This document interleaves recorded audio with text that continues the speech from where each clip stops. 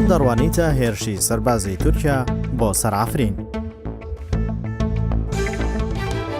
وەک هاونیشتمانێک دڵگرانی خۆمان ڕادەگەینین بۆ هێرشەکەی تورکیا بۆ سەر شاری عەفرین.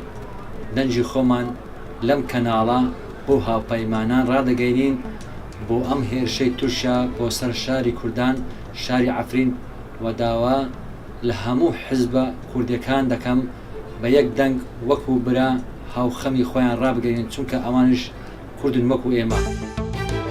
من پێم وایە کە تورکیا دەیەوێت هەم ئیمپراتۆریەتی عوسمانی دروست بکاتەوە، بەڵام بۆ ڕێگرتن لەو هێرشانە دەبێت کورد هەموو یەک دەنگ بێتن. شەڕ ناخۆشە لە هەموو لایەکی لە هەرچێنە وەکو ئینسانەوە باز دەکەین. ئەو هێرشانش دەکرێتن بەڕاستی زۆر ناخۆشە، زۆر دڵمان پێتەنگە و ئەمەش وەکو کورد لێرکوانە شەروەمان بەسەر هاتیە و چەند ساڵە چەوساینەوە. هیوادارم بە زووترین کات لە هەموو لایەک شەڕاوەستی نەکو بەس لە عەفرین، لە هەموو سەرتاسەری جیهان.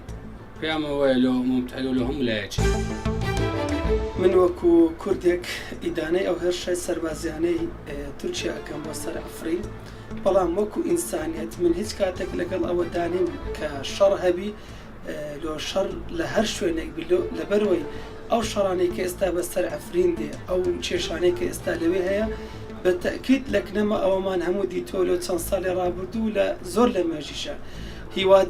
هیوادارم وەکو کوردێک ئێمە هەمومان یەک گربین و پشتیوانە لە یەکدی بکەین لەبەرەوەی ڕۆژێک لەسەر ئێمە بۆ ڕۆژ ئەوڕۆ لەسەر ئەوانە و بە تەکید لە هەر چوار پارسەی کوردستانیش شتەکان بەسەرەر هەمومان دێت.